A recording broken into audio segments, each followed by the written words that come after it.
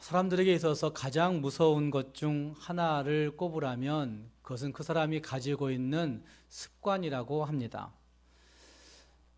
왜냐하면 그 습관은 그 사람에게 오랜 시간 걸쳐서 자동화시켜진 것이 습관인데, 그 자동화시켜진 그 습관 때문에 그의 삶이 항상 고착화되어지고 그 삶이 항상 변화할 수 없고 거기에 머물러 있는 경우가 많기 때문에 사람들에게 가장 무서운 것이 하나를 꼽으라면 그것이 습관이라고 그렇게 얘기한다는 말입니다.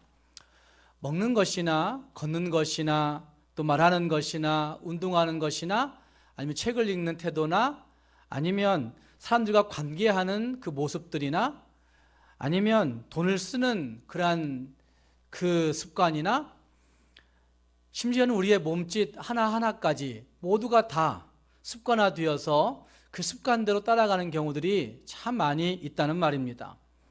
그래서 그 습관 때문에 우리가 무엇인가를 좀 바꿔봐야 되겠다, 이걸 좀 바꿔야 될 텐데 라는 생각을 가져도 바꾸기가 힘든 일들이 이 습관 때문에 잘 안 된다고 이야기합니다. 그래서 그 태도를, 그 습관을 잘 지배할 수만 있다고 한다면, 우리는 정말 자기의 삶을 컨트롤할 수만 있다고 한다면 그 삶이 성공할 수 있다고 그렇게 이야기합니다. 유대인 가정에 태어나서 유대교에 심취해서 미국과 이스라엘에서 유대교를 상급자 과정까지 다 이수하고 졸업한 피터 허쉬라고 하는 사람이 있습니다. 유대교를 아무리 배우고 익혀서 그들이 얘기하는 어떤 지혜, 그리고 율법 이런 것들을 가지고 살아가 보아도 그 마음에 공허한 것을 채울 길이 없어서 결국 성경으로 돌아오고, 그리고 지금은 개신교 교회를 섬기고 있는 달라스에 세계에서 가장 큰 유대계 교회가 있는데 그 교회의 교사로, 성경교사로 활동하고 있으면서 일반 기업의 회장을 맡고 있는 피터 허쉬라고 한 사람이 있습니다. 이 피터 허쉬가 성경적 관점에서 성공을 어떻게 할 수 있는가의 문제를 성공의 삶을 디자인하라라고 한 책에서 잘 밝히고 있는데, 그 책의 5번째 챕터에 태도라고 하는 부분이 있습니다. 태도라고 하는 단락에서 그는 그렇게 얘기합니다. 성공의 가장 강력한 열쇠 중 하나는 당신의 태도를 관리하고 당신의 태도의 방향을 정하는 것이다 라고 그렇게 얘기하고 있습니다. 지금 하나님 안에서 우리의 태도를 관리할 수만 있다고 한다면, 하나님 안에서 우리의 습관적인 태도를 잘 관리할 수만 있다고 한다면, 그리고 우리의 습관적인 태도들이 그 방향이 하나님으로, 성경으로 향할 수만 있다고 한다면 그 삶은 성공할 수 있다고 이 피터 허쉬는 이야기하고 있습니다. 나에게 많은 문제들이 일어납니다. 그런데 그 문제를 어떤 태도를 가지고 대할 것인가 하는 것이 중요하다고 할 수 있다는 말입니다. 함께 그 말씀 가운데 욥은 2가지의 논점을 우리에게 말해주고 있습니다.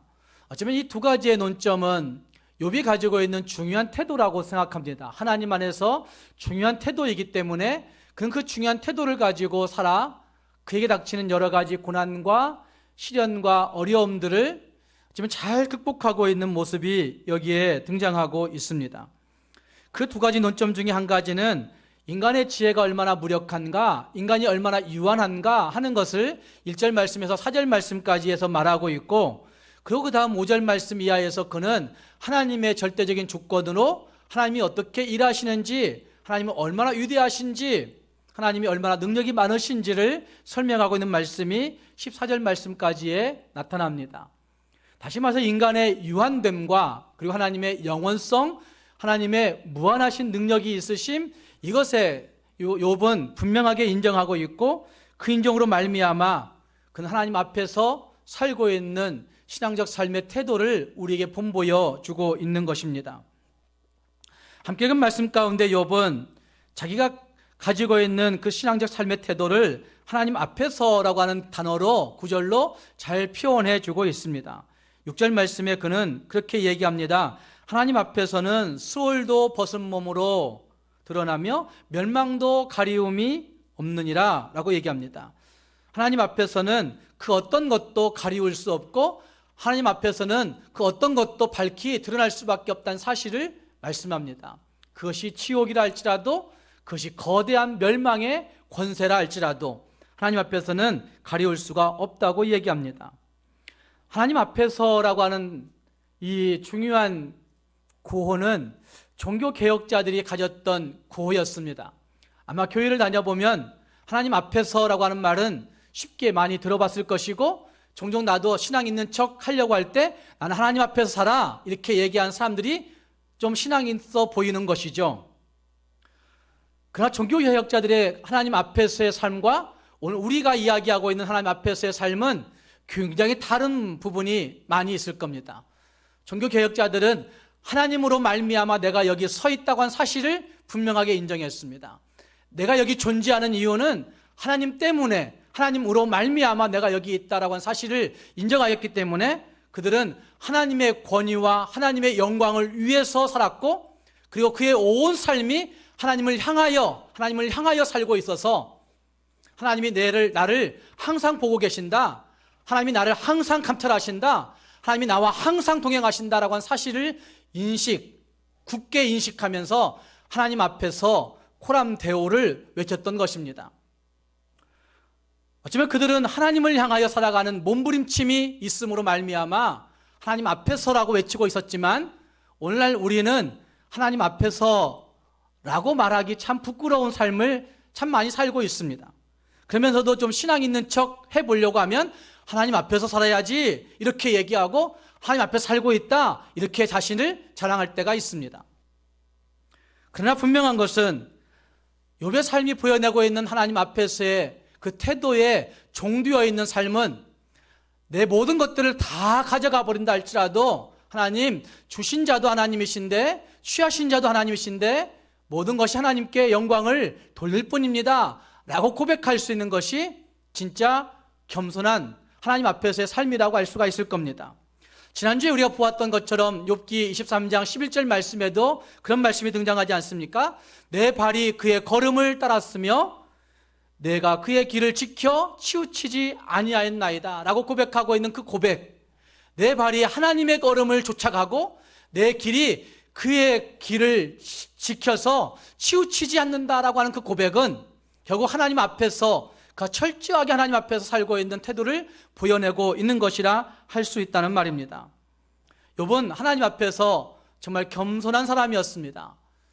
지금 하나님 앞에 살아가는 자의 모습은 하나님 앞에서 겸손할 수밖에 없다고 한 사실을 욥이 그의 삶에서 보여내고 있습니다.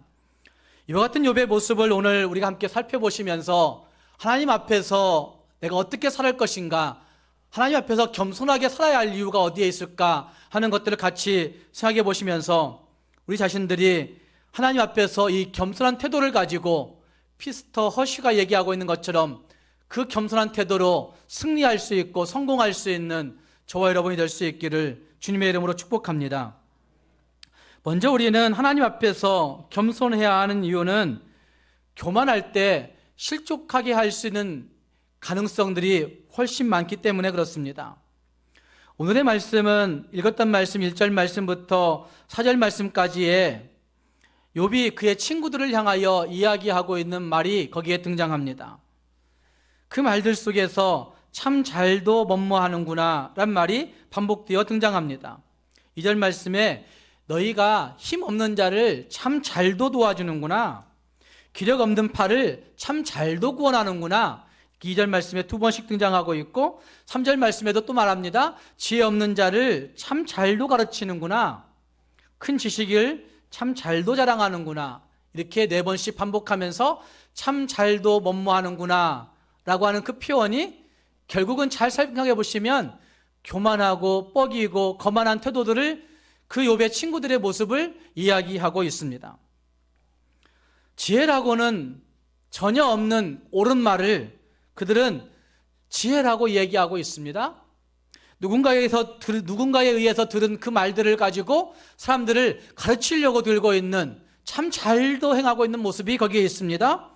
인간의 어떤 종교적인 철학과 종교적인 신념을 가지고 정말 지혜로운 척, 알고 있는 척, 다 해답이 있는 척, 정말 다 도움이 되는 척, 위로가 있는 척, 거기에 구원이 있는 척 하고 있는 그 친구들의 교만한 모습을, 하나님 앞에서 살지 아니하는 그 교만한 모습을 지적하고 있는 것입니다. 한마디로 말하면 교만한 것이라 할 수가 있습니다. 분명한 것은 교만함으로, 거만함으로 똘똘 뭉쳐진 태도를 가지고서는 가르칠 수도 없고 사람들을 도울 수도 없고 거기에 사람들을 구원할 수도 없다고 한 사실을 분명히 말하고 있습니다. 이렇게 볼 때 우리에게 분명한 것은 인간이 가진 종교와 인간이 가진 지식과 인간이 가진 신념과 인간이 가진 어떤 철학도 거기에 능력이 있을 수가 없습니다. 거기에 사람들을 구원할 길이 없습니다. 거기에 사람들을 위로할 수 있는 도울 힘이 없습니다. 오직 십자가의 메시지만이, 십자가만이 우리를 구원할 능력이 있는 것이고 십자가의 그 은혜만이 우리를 도울 수 있는 것이고 십자가의 은혜 앞에 설 때만이 진짜 위로를 받을 수 있는 것이고 십자가의 은혜 앞에 설 때만이 진짜 하나님으로부터 오는 은혜와 그 능력으로 쉼을 얻을 수 있게 되는 것입니다. 사람이 가진 교만은 사람을 도울 수 없다는 말입니다. 사람이 가지고 있는 그 교만과 거만은 사람을 가르칠 수도 없고 구원해 줄 수 있는 능력도 없다는 말입니다. 지금 요배 친구들이 그런 모습이 가득 차 있는 것이죠. 중세시대에 경건을 추구하는 그룹들이 있었습니다. 수도사들도 그랬고 신학을 연구하는 사람들 중에서도 경건을 추구하는 사람들은 경건을 침해하는 7가지 죄악을 정해 놓았다고 합니다. 그래서 7가지 죄악을 정해 놓고 그 죄악과 매일매일 한 가지씩 씨름하면서 내가 이것을 정복해야 내가 그래도 한 단계 영적으로 성숙할 수 있겠지라고 생각했다고 합니다. 그 7가지 죄악 중에 첫 번째 죄악은 교만이었습니다. 토마스 아퀴나스는 교만이 모든 죄악의 어머니다라고 얘기했고 그들이 정해놓은 그 죄악들, 질투와 분노와 탐심과 탐식과 게으름, 나태와 그리고 정욕, 이 모든 것들이 결국 다 교만에서부터 나온다고 그들은 규정하였던 것입니다. 하지만 교만이 분노를 낳는 것 분명할 수 있지 않겠습니까? 교만할 때 탐심이 우리 안에 들어오는 것, 그것도 부인할 수가 없는 부분 아닙니까?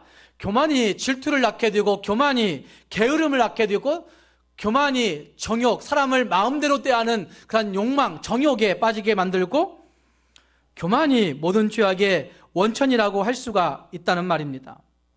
요배 친구들에게 연결해 보면 요배 친구들이 가지고 있는 교만 때문에 그들은 그 교만 때문에 비판하게 되고 그 교만 때문에 정죄하게 되고 그 교만 때문에 정말 어려운 그 시험과 고통 가운데 처해 있는 그 친구를 매정하게 바라보는 악함이 그 교만 때문에 그들에게 다가오고 있는 것이고 교만 때문에 어떤 이유로 봐서는 그 욥과 질투하는 마음이 그들 안에 들어있을 것이고 어쩌면 교만이 그 친구들을 이와 같이 악랄하게 만들어버린 것이 아닐까 할 수 있다는 말입니다. 오늘 우리 시대에도 이런 교만의 모습들은 우리를 종종 지배할 때가 참 많이 있습니다. 그 라인홀드 니버라고 하는 사회학자인 정말 예수 잘 믿고 신학적으로 탁월한 라인홀드 니버라고 하는 사람은 인간의 교만이라고 하는 교만을 5가지로 정리하면서 이런 교만에 빠질 수 있다고 얘기하고 있는 것도 볼 수가 있습니다. 한 가지는 지적인 교만인데 무엇인가 배우면 배울수록 배운 사람일수록 교만해질 수 있다라고 하는 겁니다. 모르면 모르기 때문에 겸손할 수 있지만 조금 더 알아가면 아는 것이 많아가면 가만히 있지 못하고 자기가 아는 척 하게 된다는 말씀이죠. 이것은 학력과 학벌의 문제를 얘기하고 있는 것이 아니라 내가 어떤 일로 조금 더 알고 있다, 조금 더 경험이 있다, 조금 더 지식이 있다라고 한 그 태도 때문에 결국 교만에 빠질 수 있음에 대해서 라인홀드 니버는 이미 하나님 나라에 간 사람이지만 이야기하고 있습니다. 또 한 가지는 신분적 교만을 이야기합니다. 신분적 교만. 지위나 신분이 높은 계층일수록 권력을 가진 권력층일수록 교만의 위험성이 많은 건 분명한 것이죠. 경제적으로 조금 더 많이 가질수록 교만해질 수 있다는 말입니다. 또 어쩌면 자기가 가지고 있는 직급이 높아져 갈수록 교만해질 수 있다는 겁니다. 9급으로 시작할 때에는 하나님 정말 감사합니다 이렇게 시작하지만 9급 지나서 한 5급 정도 되면 이제 거의 정년퇴직할 때쯤 되는데 그 정도 되면 사람들이 이렇게 얘기합니다. 그래서 내가 고위공직자인데 고위공직자인 나에게 그렇게 하냐고 그렇게 얘기한 사람들을 제가 종종 보아왔습니다. 다 허무맹랑한 일들이죠. 5급부터 시작한 사람들은 5급을 고위공직자라고 생각하지 않습니다. 근데 9급부터 시작해서 평생 5급 되면 내가 고위공직자인데 나를 그렇게 무시해 이렇게 생각하는 거예요. 5급부터 시작하면 1급 가도 고위공직자라고 생각하지 않는 사람들도 많이 있습니다. 교회에서 마찬가지라 생각합니다. 직분이 높아져 가면 높아져 갈수록 정말 처음에 교회 예수 믿을 때는 그렇지 않는데 조금 더 높아져 가면 갈수록 직분적 교만이 생겨드는 것이죠. 세 번째는 도덕적 교만이 있습니다. 윤리적으로 바르게 살고 있는 사람? 아니 그 윤리도 잘 생각해 보시면 내가 설정한 윤리예요. 내가 설정한 윤리지 나는 모든 윤리를 다 지키고 있는 건 아니죠. 그런데도 불구하고 내가 설정한 그 윤리 도덕 기준을 지키고 있다고 할 때 자기는 도덕적 교만 가운데 빠지는 거죠. 나 정도는 돼야지 않겠어? 그렇게 얘기하는 겁니다. 네 번째는 신앙적 교만이 있습니다. 신앙적 교만. 먼저 신앙생활을 했다거나 아니면 어떤 영적인 체험을 자기가 조금 더 했다거나 이러면 그렇지 않은 사람들을 자꾸 무시하고 깔보고 신앙적 교만 가운데 빠지는 것이죠. 다섯 번째는 집단적 교만이 있다고 얘기합니다. 집단적 교만. 정말 몇백 년 전 시대에 그런 얘기를 어떻게 잘했는지 잘 모르겠지만 정말 지금 우리는 집단적 교만 가운데 빠지는 그런 일들을 우리 시대에서 많이 경험합니다. 정치하는 사람들은 국회의원들이 가지고 있는 집단적 교만 때문에 지금 많은 평민들이 힘들어하는 것이고 경제인들이 가지고 있는 집단적 교만 때문에 우리가 같이 애를 먹고 있는 것이고 뿐만 아니라 교사그룹은 교사그룹이 가지고 있는 집단적 교만 때문에 학생들을 무시하고 얕보고 있는 것이고 집단적 교만은 참 문제가 많은 것 같습니다. 그런데 이런 교만들이 우리 안에 있다고 얘기할 때 우리는 교만할 수밖에 없는 인생이라고 할 수가 있는 거죠. 인생이 태어나면서부터 교만과 짝하여 살아가고 있는 인생이라 할 수가 있는 거죠. 호흡하는 그 순간부터 우리는 교만을 체득화시키고 교만을 습관화하고 있고 교만한 태도를 가지고 사람들을 대하는 그런 일들이 너무나 익숙하다는 말입니다. 그런데 문제는 그 교만이 하나님을 망각한 데서부터 하나님 안에 있는 내 자신을 망각한 데서부터 있다는 것을 부인할 수가 없습니다. 그래서 교만한 사람일수록 내가 알고 있는 바대로 욥기에 있다 보면 욥의 친구들이 계속 말하는 거예요. 내가 알고 있는 지식은 이런데, 내가 알고 있는 경험은 이런데, 내가 알고 있는 세상의 이야기들은 이런데 라고 한 말들을 계속하는 것을 보면 교만한 사람들은 자기 자신을 중심하기 때문에 하나님을 망각하는 거죠. 하나님 안에서 내가 이렇게 존재되었구나, 하나님으로 말미암아 내가 여기 서 있구나 라는 사실을 알지 못한다는 말입니다. 그래서 교만은 결국 하나님 앞에서 자기 자신을 속이는 죄라고도 할 수가 있습니다. 누가복음 18장을 보면 이 교만의 태도를 잘 보여주고 있는, 잘 비교해서 보여주고 있는 두 가지 부류의 사람이 등장합니다. 그것도 신앙적인 일들로, 하나님 믿는 일로 교만이 어떻게 작용하는가 하는 것을 보여주고 있는 본문이 누가복음 18장에 등장합니다. 우리가 이미 잘 알고 있는 말씀인데 누가복음 18장 11절 말씀 보면 어떤 바리새인이 이렇게 기도하는 거예요.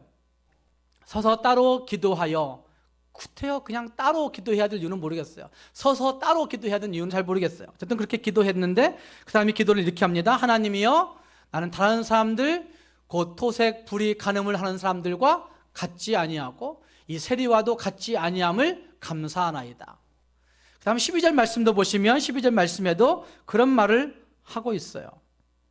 나는 일해에 2번씩 금식하고 나는 소득의 11조를 드리나이다. 자, 이 11절 말씀과 12절 말씀은 기도예요, 기도. 근데 이 기도 가운데 주어는 뭘까요?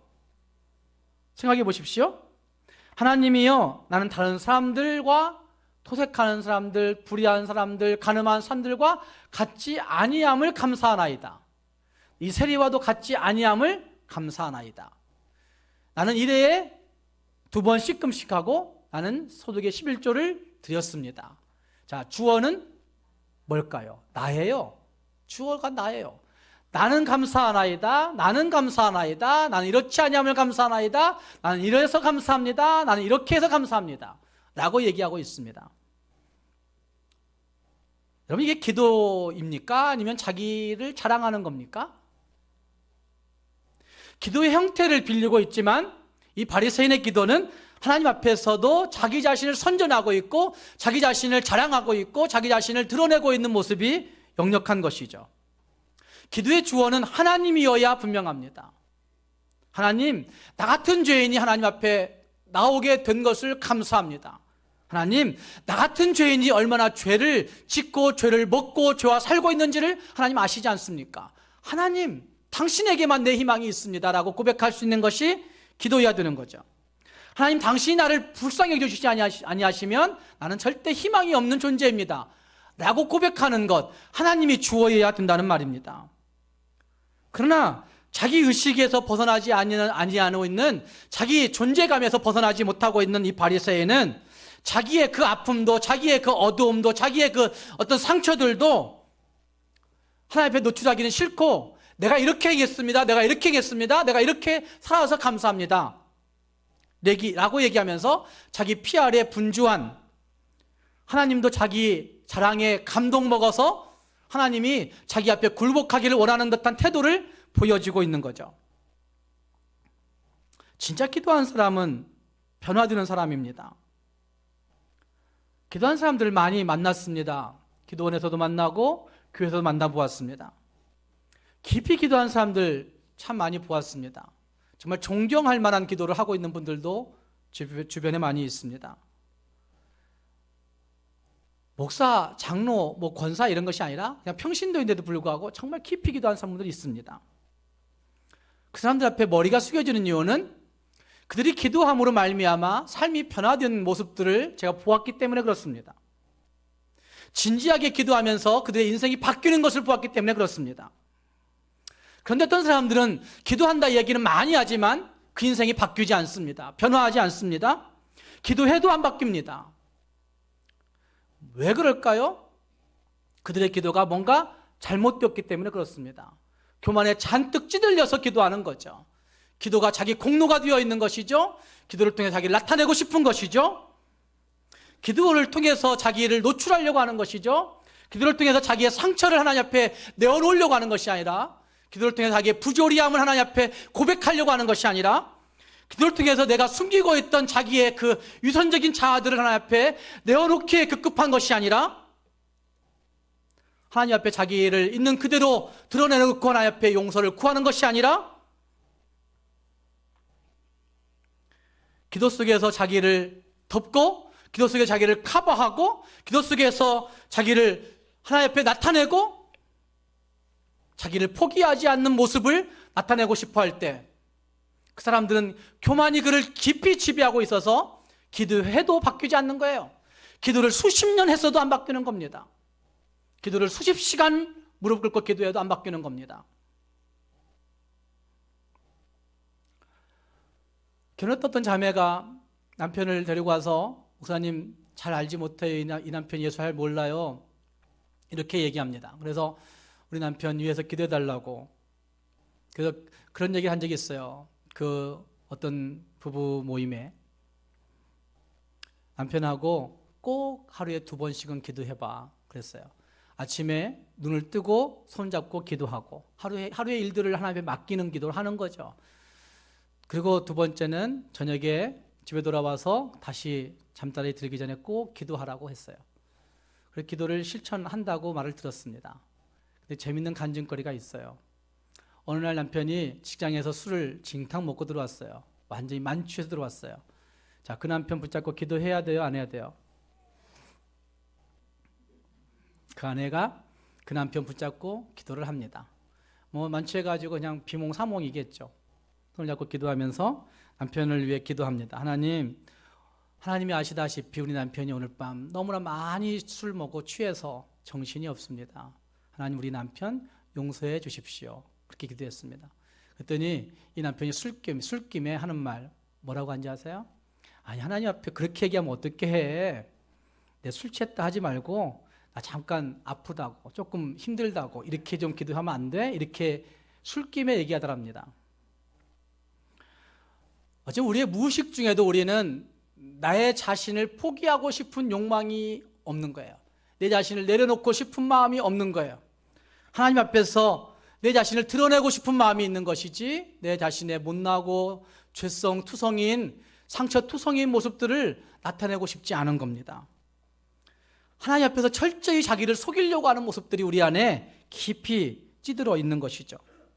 그래서 여기 누가복음 18장에서 그렇게 이야기하고 있는 것이고, 그리고 여기 욥의 친구들이 자기들은 다 의로운 척, 다 알고 있는 척, 자기는 다 떳떳한 척 그렇게 이야기하고 있는 것입니다. 13절 말씀, 누가복음 18장 13절 말씀 보면 세리의 기도를 말하고 있는데, 세리는 멀리 서서 감히 눈을 들어 하늘을 우러러보지 못하고 다만 가슴을 치며 가로되 하나님이여 나를 불쌍히 여겨 달라고 나는 죄인이라고 고백하는 고백이 그의 기도의 전부였습니다. 그런데 하나님은 어떤 기도를 인정해 주시죠? 누구의 기도를? 겸손한 세리의 기도를 하나님께서 그에게 말씀하지 않습니까? 그가 의롭다고 말씀하십니다. 그가 의롭다고 얘기합니다. 사랑하는 여러분, 예수 그리스도를 구주로 믿고 있는 우리라면 우리 안에 깊이 도사리고 있고 자리 잡고 있는 그 교만의 태도를 버려야 된다고 생각합니다. 매일매일 우리가 하나님으로부터 말미암아 내가 여기 와 있구나, 내가 그러니 하나님을 위해서 살아야 되겠구나, 그리고 내 마음이 진짜 하나님을 향하여 있어야 되겠구나 라고 한 태도를 가지고 겸손할 수만 있다고 한다면 우리의 삶이 참 하나님을 드러낼 수 있는 믿음의 삶이 될 수가 있는 것입니다. 우리 모두가 정말 하나님 앞에서 겸손할 수 있는 성도들이 될 수 있기를 주님의 이름으로 축복합니다. 두 번째로, 우리는 언젠가 하나님 앞에 벌거벗은 몸으로 서야 한다는 그 이유 때문에 겸손해야 합니다. 여기에서 벗어나는 사람들이 있을 수 있겠습니까? 전혀 없습니다. 5절 말씀이 이렇게 말씀합니다. 죽은 자의 영들이 물 밑에서 떨며, 너희들 그렇게 자랑했느냐? 너희들 그렇게 교만했느냐? 라고 말하고 5절 말씀에서 죽은 자의 영들이 물 밑에서 떨며 물에 사는 것들도 그러하도다. 죽은 자의 영이라고 우리 번역에 번역하고 있지만 그 히브리어로는 르바임이라고 하는 히브리어가 쓰여졌는데, 그 르바임은 사람으로서 큰 능력을 발할 수 있는 사람을 얘기하는 겁니다. 이를테면 골리앗과 같은 사람, 어쩌면 삼손과 같은 사람, 초자연적인 능력으로 강한 인간의 존재들을 얘기할 때 르바임이라고 하는 단어가 쓰여지고 있는데, 그 르바임들도 물 밑에서 떤다. 물 밑이라는 얘기는 지옥에 가면 떤다는 얘기예요. 하나님 옆에 가면 다 떤다는 얘기예요. 아무리 뛰어난 지혜자나 아무리 뛰어난 능력자라 할지라도 하나님 앞에 다 드러나게 되고 하나님의 눈앞에 가릴 수가 없음을 5절 말씀, 6절 말씀이 잘 말해주고 있습니다. 다윗이 시편 139편 7절과 8절 말씀에서 그렇게 고백하지 않습니까? 내가 주의 앞에 어디로 피하리이까? 내가 하늘에 올라갈지라도 하나님 거기 계시며, 하나님 내가 스올에 내 자리를 펼지라도, 도망칠지라도 하나님 여전히 거기 계셨습니다. 이런 고백하는 거예요. 도망쳐 본들 하나님 다 계시기 때문에 도망칠 수 없다고 고백하는 그 고백, 우리가 다 하나님의 심판대 앞에 벌거벗은 몸으로 서게 되는 겁니다. 6절 말씀이 수월도 벗은 몸으로 라고 하는 말은 뭘 벗기는 겁니까? 옷을 벗기는 겁니까? 어쩌면 옷만 벗기는 건 아닐 겁니다. 옷만 벗기는 건 아니고 아마 우리가 가지고 있는 권세도 벗기고, 우리가 가진 목사라고 하는 직분도 벗기고, 우리가 가지고 있는 장로라고 하는 직분도 벗기고, 우리가 입고 있는 어떤 돈이라고 하는 권세도 벗기고, 우리가 가지고 있는 건강이라고 하는 자부심도 벗기고, 다 벗겨놓은 모습을 얘기할 겁니다. 주님 앞에 갈 때에는 목사로 가는 게 아닙니다. 주님 앞에 갈 때에는 성도로 가는 것 아닙니까? 주님 앞에 갈 때는 장로로 가는 것 아닙니다. 주님 앞에는 성도로 서는 겁니다. 정말 벌거벗은 몸으로 선다는 사실을 우리가 인정하게 될 때 우리는 그 앞에서 겸손할 수밖에 없는 거죠. 근데 욥의 친구들은 자기들은 안 벗길 것인 양 생각하고 있는 것 같습니다.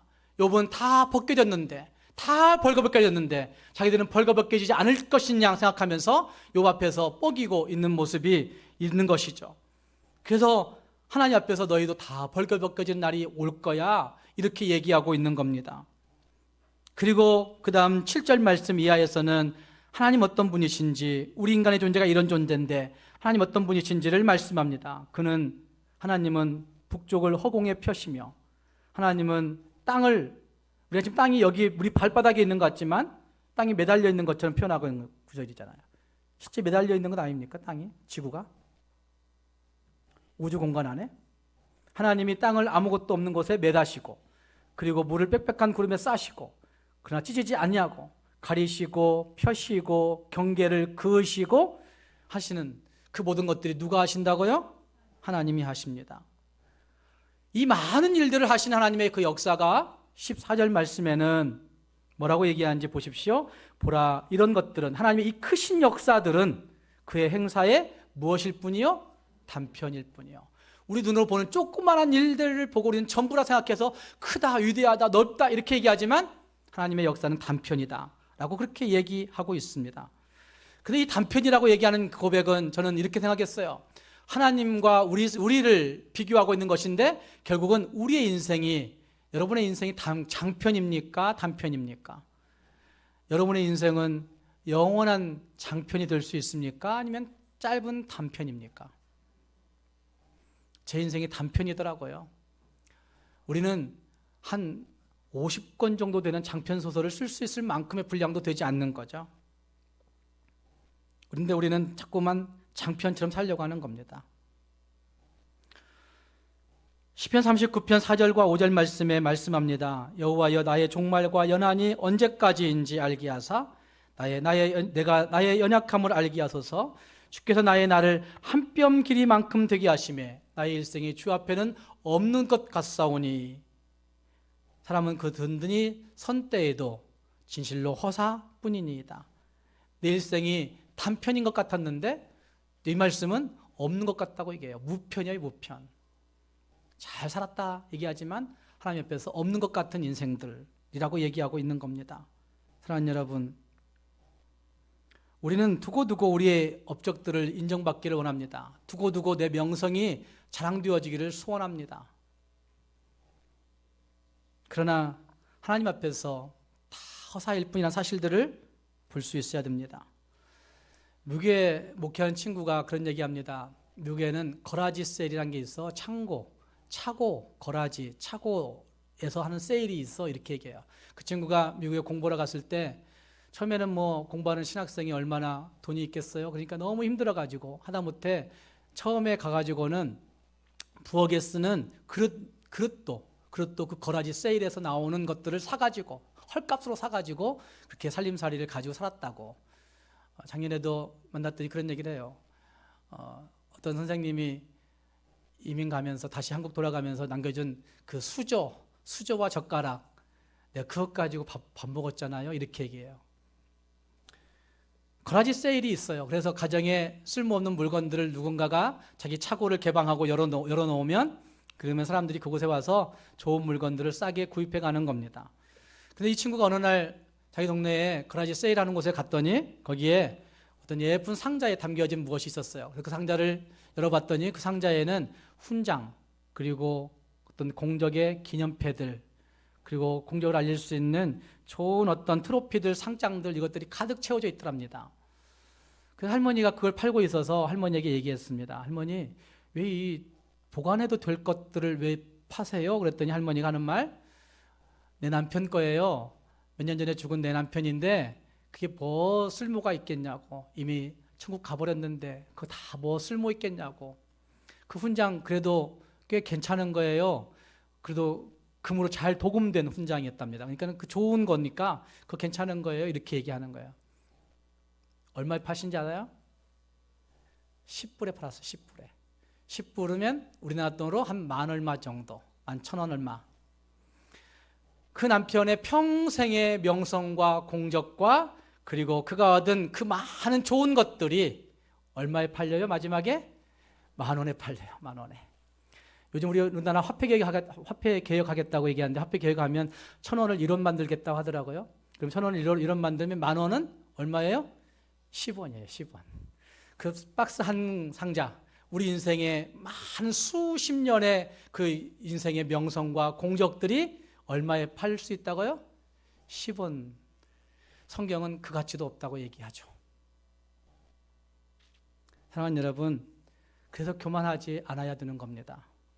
건강하다고 난 천년만년 살 수 있을 것이라고 거드름 피우지 말고 내 직분과 내 명예를 가지고 거기에 권력 가지고 있다고 이것이 적어도 몇십 년 될 거야, 나 죽을 때까지 될 거야? 그렇지 못해요. 10년도 가지 못해요. 아무리 힘 가지고 있다고 10년도 가지 못해요. 자랑하지 마시기 바랍니다. 이사야서 2장 22절 말씀에 말씀합니다. 우리는 너희 인생을 의지하지 말라. 그의 호흡은 코에 있나니 수에 칠 가치가 어디 있느냐. 너의 생명은 코에 있는데 이 코 수에 칠 가치가 있느냐라고 물어봐요. 사랑하는 여러분, 하나님 앞에서 자랑할 것이 무엇일까 항상 되돌아보면서 겸손함으로 하나님 섬기고 겸손함으로 사람을 잘 섬겨서 훗날에 내 인생 마무리할 때 그래 하나님이 그래도 인정하시는, 그래도 하나님이 너 참 잘했다라고 말씀하시는 그런 인생들이 될 수 있기를 주님의 이름으로 축복합니다. 기도하겠습니다.